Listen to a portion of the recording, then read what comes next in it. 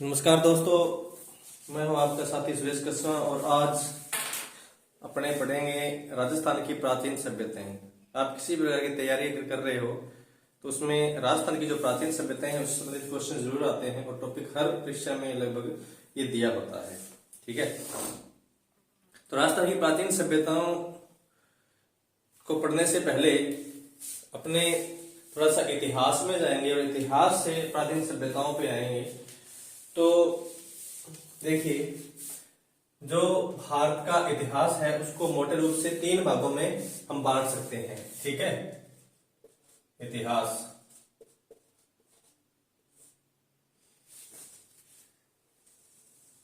तीन भाग कौन कौन से?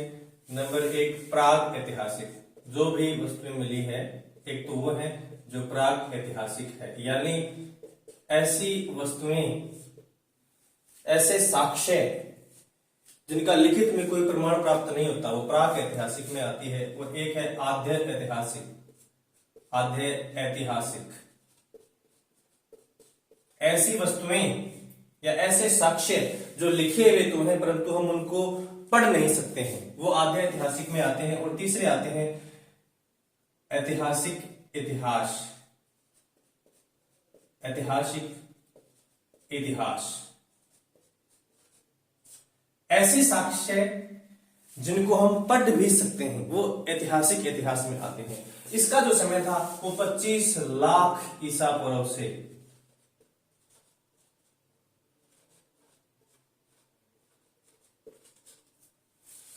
25 लाख ईसा पूर्व से लगभग 30,000 ईसा पूर्व तक था। 25 लाख से 30,000। इसका समय 30,000 ईसा पूर्व से 600 ईसा पूर्व तक था। ठीक है, और इसका समय 600 ईसा पूर्व से आगे। ठीक, यानी 25 लाख से 30,000 तक का समय प्राग ऐतिहासिक में आता है और 30,000 ईसा पूर्व के बाद हमें साक्ष्य ऐसे मिल गए जो लिखे हुए थे। ठीक है, 600 ईसा पूर्व तक और 600 ईसा पूर्व में ऐसे साक्ष्य हमें मिले जो लिखे हुए थे और जिनको हम पढ़ सकते थे। ठीक है, तो ये साक्ष्य उपलब्ध नहीं। ठीक है, लिखित साक्ष्य, लिखित साक्ष्य उपलब्ध नहीं। ये लिखित साक्ष्य उपलब्ध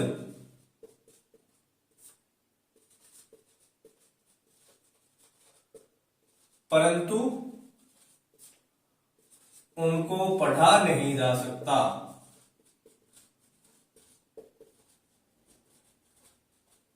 और ये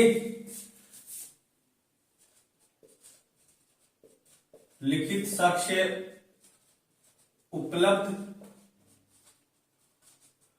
और उनको पढ़ा भी जा सकता है।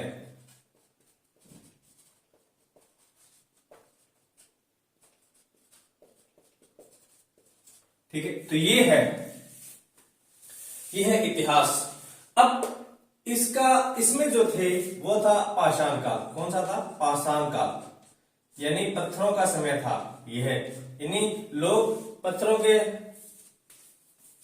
पत्थरों से उपकरण बनाते थे, पत्थरों से हथियार बनाया करते थे। ठीक है, और यह जो समय था ये सिंधु सरस्वती सभ्यता,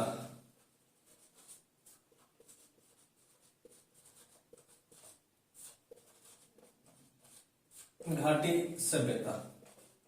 ठीक है, और यह जो समय था यह था महाजनपद काल। महाजनपद काल। अब अपने राजस्थान के अंतर्गत इनका अध्ययन कर रहे हैं, तो राजस्थान के अंतर्गत अपने पढ़ेंगे पाषाण काल और सिंधु सरस्वती घाटी सभ्यता।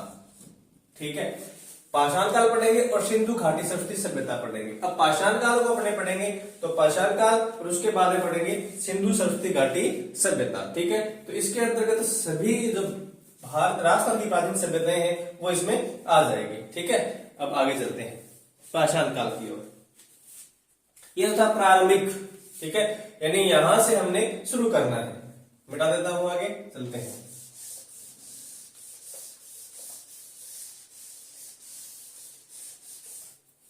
बात करूंगा मैं पाषाण काल की।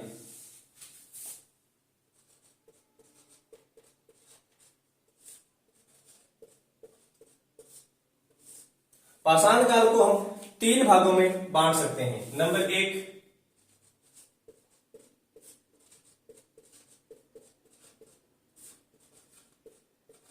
पूरा पाषाण काल।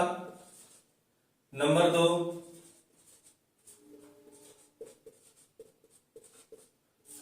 मध्य पाषाण काल। और नंबर 3, उत्तर पाषाण या नवपाषाण काल। ठीक है साथियों, अब पाषाण काल को 3 भागों में बांटा गया है, पूरा पाषाण काल, मध्य पाषाण काल और उत्तर पाषाण या नवपाषाण काल। कॉलेज लेक्चरर परीक्षा में यह प्रश्न पूछा गया था कि इसमें से पाषाण काल की सभ्यता नहीं है। ठीक है, और ऑप्शन हमारे सामने थे, उनमें से चुनकर बताना था कि कौन सी है और कौन सी नहीं है। ठीक है, तो पूरा पाषाण काल, इस काल का जो समय था वो था 6 लाख से 1.5 लाख ईसा पूर्व तक। कब तक था? 6 लाख से 1.5 लाख ईसा पूर्व तक। ठीक है, मध्य पाषाण काल, इसका समय था 1.5 लाख ईसा पूर्व से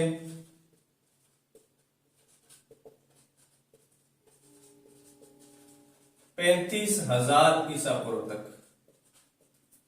उत्तर पाषाण या नवपाषाण काल, इसका समय था 35,000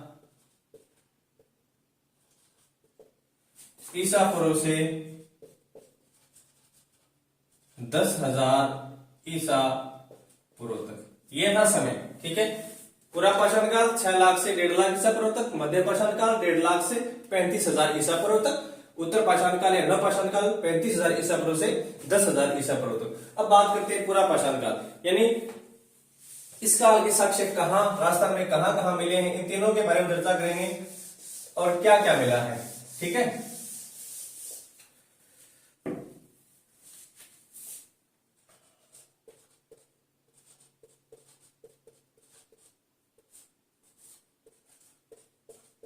पहले तो ये समझिए कि पूरा पाषाण काल क्या है। यानी वह समय जब मनुष्य जो था वो शिकार किया करता था और पत्थरों से बड़े बड़े हथियार बनाया करता था, पत्थरों का प्रयोग अधिक करता था और यायावरी जीवन जी रहा था, घुमक्कड़ जीवन जी रहा था, किसी एक जगह पर रहना नहीं जानता था। वो समय जो था वो पूरा पाषाण काल था और उसका समय जो था वो 6 लाख ईसा पूर्व से लगभग 1.5 लाख ईसा पूर्व तक था।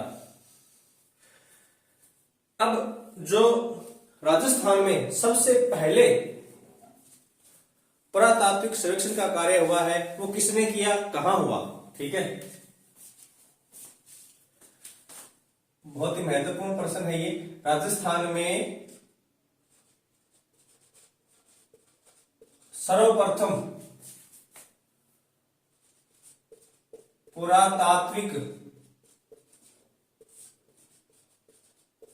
सर्वेक्षण, राजस्थान में सबसे पहले पुरातात्विक सर्वेक्षण किसने किया, कब किया और कहां किया? ठीक है, सबसे पहले जो खोज की गई थी वो 1871 ईस्वी में। कब की गई? 1871 ईस्वी में। कहां की गई? दौसा। ठीक है, दौसा जिले में 1871 ईस्वी में। राजस्थान नाम नहीं था। ठीक है,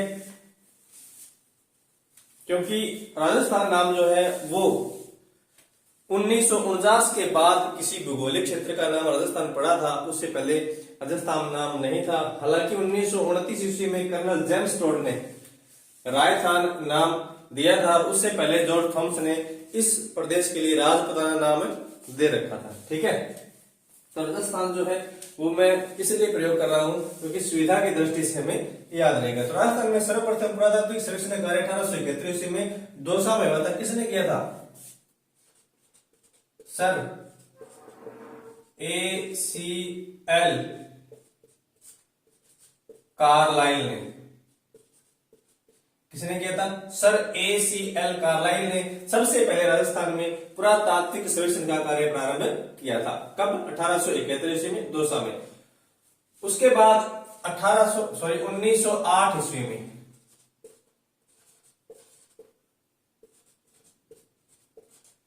सैटन कोर नामक एक और व्यक्ति था जिसने झालावाड़ में पुरातात्विक सर्वेक्षण का कार्य प्रारंभ किया था। पहला दौसा में हुआ था, दूसरा झालावाड़ में हुआ था। पहला सर ACL कार्लाइल ने किया था, दूसरा सैटन कोर नामक व्यक्ति ने किया था। उसके बाद भारतीय जो सर्वेक्षण करता है उन्होंने कब प्रारंभ किया? देखिए 1953-54 व 1959 ईस्वी में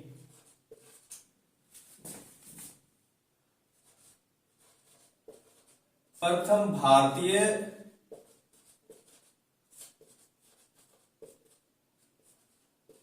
सर्वेक्षणकर्ता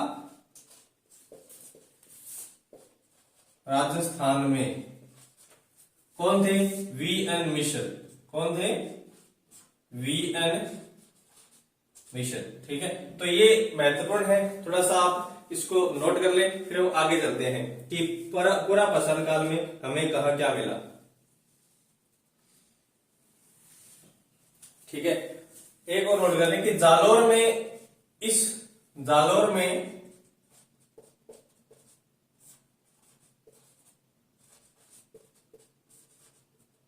पूरा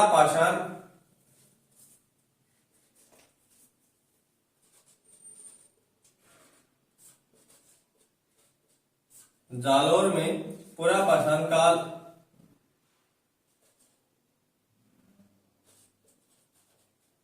की खोज का श्रेय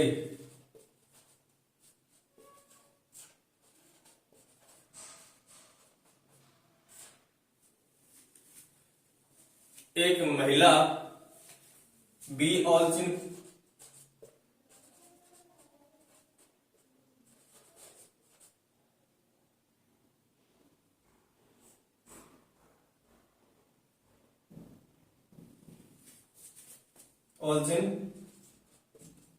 को दिया जाता है।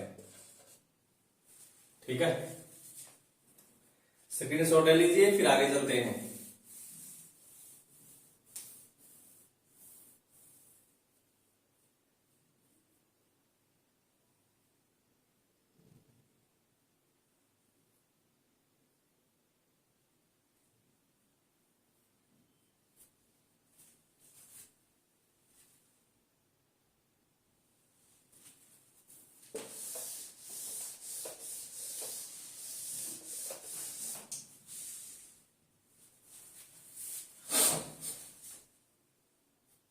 अब चलते हैं कहां क्या कुछ मिला। देखिए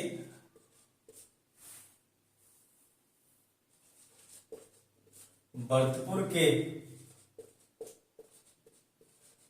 दर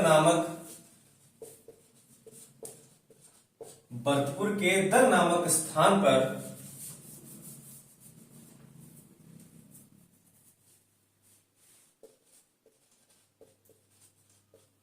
गुफाओं में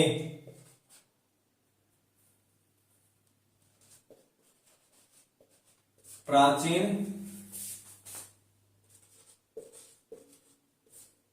चित्र मिले। ठीक है, भरतपुर के दर नामक स्थान पर गुफाओं में प्राचीन चित्र मिले हैं जिनमें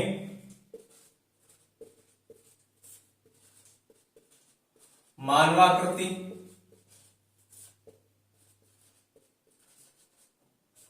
व्याघ्र और 12 सिंगा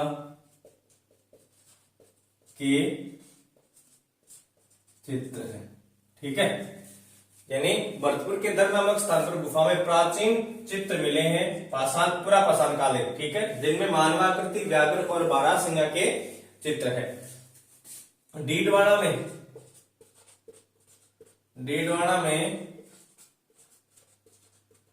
सबसे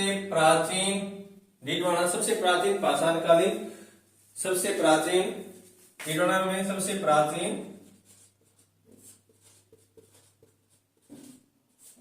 पाषाणकालीन उपकरण प्राप्त हुए हैं, ठीक है। डीडवाना में सबसे प्राचीन पाषाणकालीन उपकरण प्राप्त हुए हैं। इसके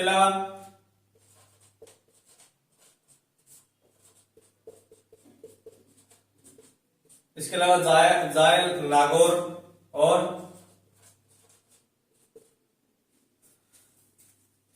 इंद्रगढ़ बूंदी,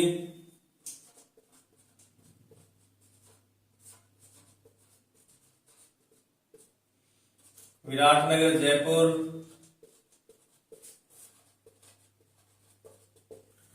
और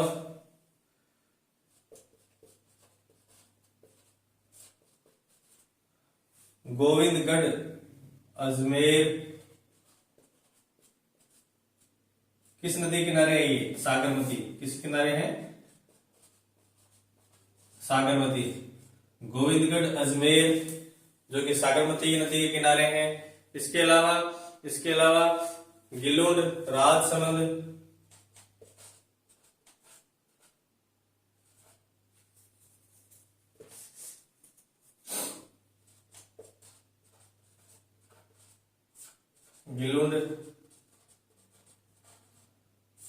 राजसमंद बनास नदी किनारे। इसके अलावा बरनी टोंक बनास के किनारे।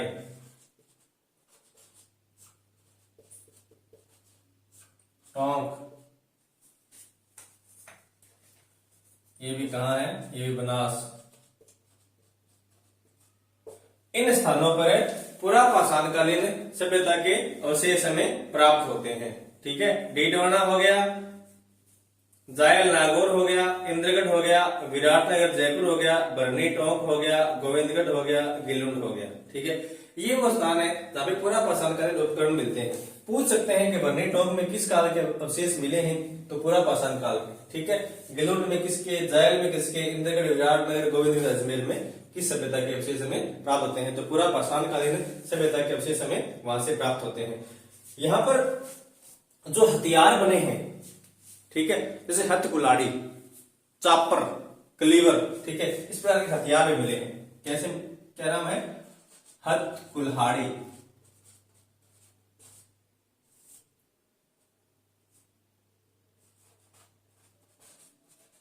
कलीवर, चापर, हथियार, ठीक है। ये हथियार मिले हैं हथकुलाड़ी, कलीवर और चापर, जो कि पत्थरों से बनाए हुए थे।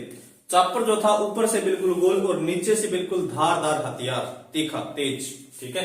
इसी प्रकार कलीवर जो था कुल्हाड़ी के तरह का तीखा हथियार था। ये हथकुलाड़ी जो अपने आज में हथकुलाड़ी प्रयोग करते हैं वैसी नहीं थी, ये पत्थर से बनी हुई थी, ठीक है। तो इस समय की जो सभ्यता थी, इस समय के जो लोग थे, वो पत्थरों का अधिक से अधिक प्रयोग करते थे, इसलिए इसे पाषाणकालीन सभ्यता कहा गया, ठीक है। बता दो, इसको स्क्रीनशॉट लेना है तो ले लीजिए। फिर चलते हैं आगे मध्य पाषाण काल में।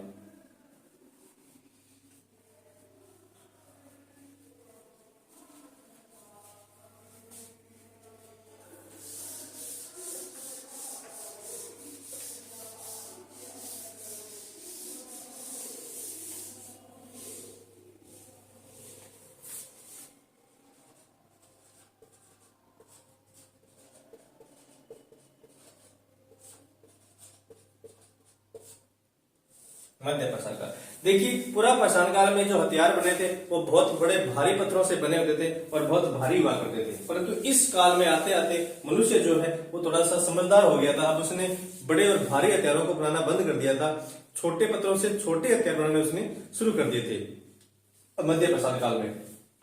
इस समय जो मनुष्य था उसने पशुओं को पालना भी शुरू कर दिया था। पूरा पाषाण काल तक यानी 6 लाख से लगभग 1.5 लाख ईसा पूर्व तक मनुष्य पशुओं का पालन नहीं करता था। इस सभ्यता में आते आते मनुष्य ने पशुओं का पालन शुरू कर दिया था और एक जगह यानी स्थायी निवास बनाकर रहना भी उसने शुरू कर दिया था। ठीक है, तो इसके जो अवशेष मिलते हैं वो मिलते हैं बागोर, भीलवाड़ा, तिलवाड़ा, बाड़मेर, आजमगढ़ मध्य प्रदेश, आहड़, कालीबंगा। ठीक है, इन स्थानों पर मध्य पाषाण काल के अवशेष मिलते हैं। अब छोटे हथियार उपकरण, छोटे हथियारों का प्रयोग करने के कारण या छोटे उपकरण बनाने के कारण इस काल को माइक्रोलिथ भी कहते हैं। क्या कहते हैं? Microlith, microlith. ठीक है, यानी मध्य पाषाण काल को माइक्रोलिथ कहते हैं या लघु पाषाण काल, या क्या बोल दो, लघु पाषाण काल, माइक्रोलिथ या लघु पाषाण काल। ठीक है, अब बात करते हैं कि यहाँ कौन सी क्या सभ्यता प्राप्त हुई है और कहां कहां मिले हैं इसके अवशेष मध्य पाषाण काल के। तो देखिए, सबसे पहले बात करूंगा मैं बागोर, बागोर भीलवाड़ा। बहुत बार पूछा गया प्रश्न है कि राजस्थान में प्राचीनतम पशुपालन के साक्ष्य कहां मिले हैं, तो मिले हैं बागोर में। राजस्थान में प्राचीनतम पशुपालन के साक्ष्य मिले हैं। ठीक है, राजस्थान में प्राचीनतम पशुपालन के साक्ष्य कहां मिले हैं? बागोर, भीलवाड़ा में मिले हैं। राजस्थान में पाषाणकालीन प्राचीनतम उपकरण कहां प्राप्त हुए हैं? तो वो है डीडवाड़ा, नागौर। ठीक है, और प्राचीनतम पशुपालन के साक्ष्य तो वो मिले हैं बागोर, भीलवाड़ा। इसके अलावा तिलवाड़ा, बाड़मेर,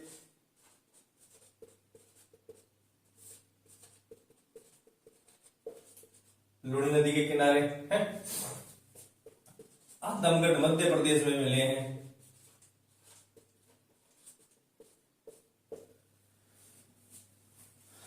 इसके अलावा सोनपुरा सीकर,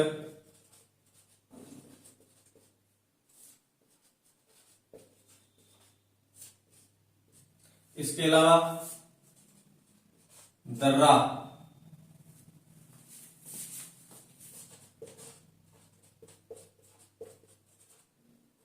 विलासगढ़,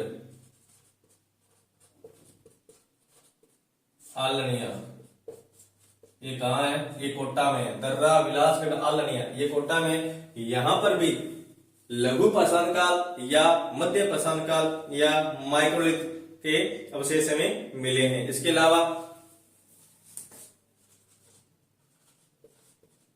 दनेरी, भीलवाड़ा, इसके अलावा सोजतपाली,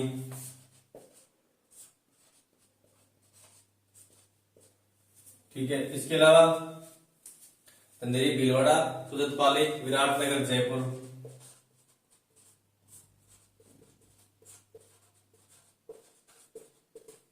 इसके अलावा निम्बाहेड़ा, चित्तौड़गढ़,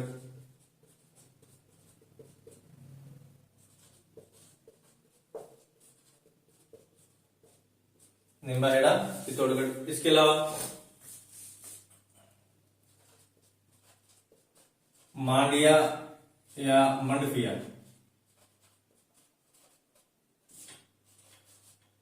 भीलवाड़ा।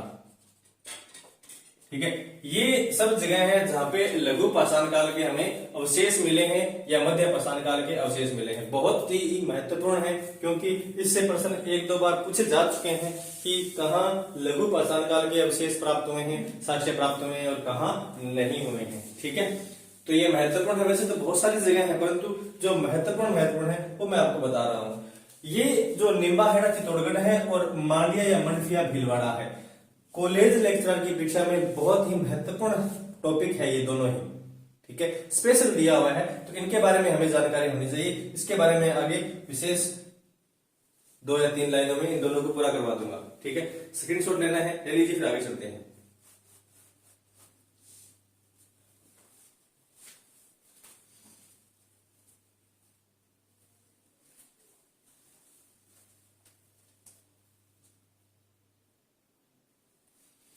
ठीक है। अब बात करूंगा मैं निम्बाहेड़ा और मांडिया की। पहली बात, निम्बाहेड़ा है कहां पर? ये चित्तौड़गढ़ में। किस नदी के किनारे है? कदमली नदी। कदमली नदी। अब किसने खोज की थी? 1962-63 में वीएन मिश्र ने। किसने की थी? वीएन मिश्र ने।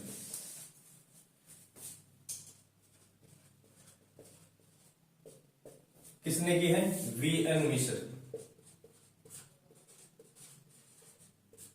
क्या वीएन मिश्र एक ही था? आपको किताब में मिलेगा सिर्फ एक, वीएन मिश्र नहीं, यहां पर दो आदमी थे। एक तो वीएन मिश्र और दूसरे का बंदे का नाम था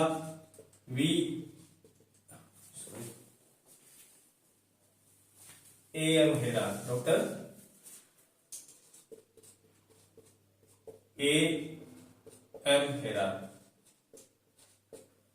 तो इन दो आदमियों ने मिलकर यहां पे इस सभ्यता की खोज की थी। क्या मिला यहां पे? सूक्ष्म पाषाण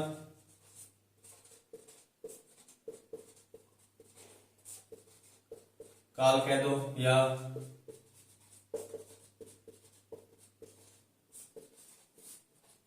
लघु पाषाण काल कह दो या मध्य पाषाण काल कह दो, तीनों एक ही है। सूक्ष्म, लघु, मध्य पाषाण काल के अवशेष हमें प्राप्त हुए, के साक्ष्य या अवशेष के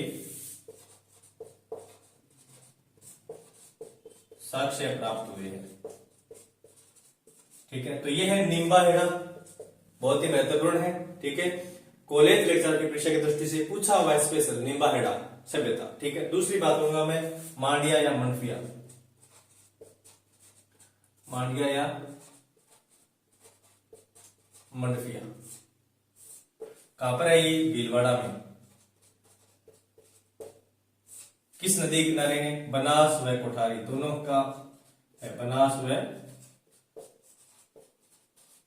कोठारी। किसने खोज की थी? वीएन मिश्र ने। किसने की थी? वीएन मिश्र। वीएन मिश्र ने खोज की थी। किस सभ्यता के अवशेष मिले हैं? लघु पाषाण काल के। एक ही बात है, दोनों में सामान्य मिले।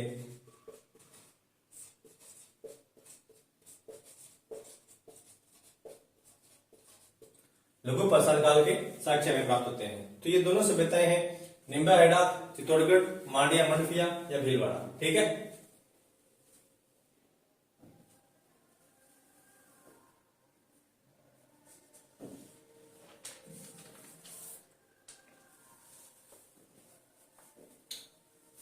स्क्रीनशॉट ले लीजिए, फिर आगे चलते हैं।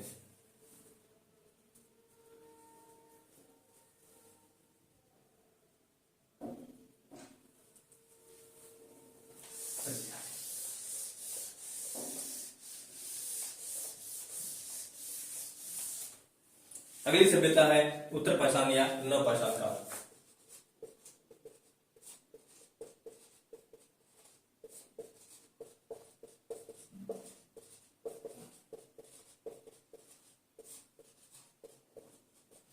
देखिए, उत्तर पाषाण या नव पाषाण काल जो है यह बहुत ही महत्वपूर्ण है, क्योंकि इस काल में आते आते मनुष्य जो था वो बिल्कुल पशुपालन तो पहले ही करने लग गया था मध्य पाषाण काल में, परंतु इस काल में पशुपालन के साथ साथ उसने कृषि कार्य करने भी शुरू कर दिए थे, यानी खेती करने का काम भी उसने शुरू कर दिया था। और एक जगह पर रहकर स्थायी निवासी वह हो गया था और अग्नि का उसने आविष्कार कर लिया था। और अग्नि से जो कच्चे बर्तन होते हैं, मिट्टी के बर्तन आने शुरू कर दिए थे, उनको अग्नि से पकाना उसने शुरू कर दिया था। अब तक वो मांस कच्चा खाया करता था, खाद्य पदार्थ जो है वो कच्चे खाया करता था, परंतु इस काल में आकर मनुष्य ने खाद्य पदार्थों को पकाना शुरू कर दिया था और खाद्य पदार्थों के लिए बड़े बड़े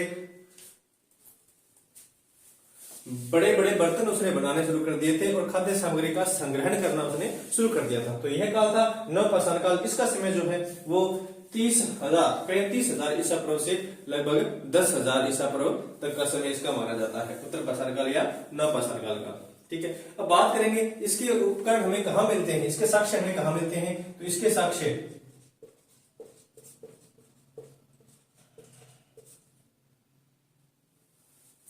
गंभीरी व बेड़त नदियों के स्थल पर, गंभीरी व बेड़त नदियों के तट पर इसके साक्ष्य बहुतायत मिले हैं।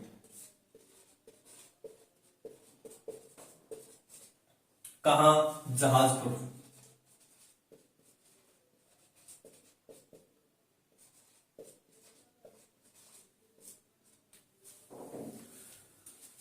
जहाजपुर,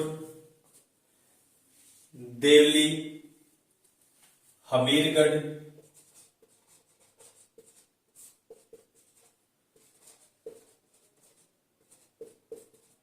भैंसरोडगढ़, आहड़ और कालीबंगा। आहड़ और कालीबंगा में यहाँ के साक्ष्य है, यहाँ इस सभ्यता के साक्ष्य हमें मिलते हैं। इसके अलावा गिलोंड में भी और गिलोंड में, ठीक है। उत्तर पाषाण काल, नव पाषाण काल के साक्ष्य हमें गंभीर और बेड़त नदियों के तट पर अधिकता से मिले हैं, परंतु जहाजपुर, देवली, हमीरगढ़, भैंसरोडगढ़, आहड़, कालीबंगा और गिलोंड इन स्थल पर उत्तर पाषाण काल या नव पाषाण काल के साक्ष्य हमें प्राप्त हुए हैं। इस समय मनुष्य ने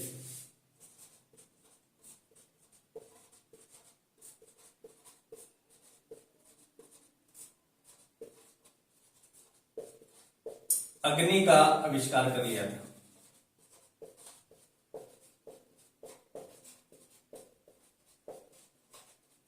ठीक है। और पशुपालन के साथ साथ कृषि कार्य, पशुपालन के साथ साथ कृषि कार्य भी करता था। ठीक है, पशुपालन के साथ साथ कृषि कार्य भी करता था। बात करें आगे, बूंदी में छाजा नदी और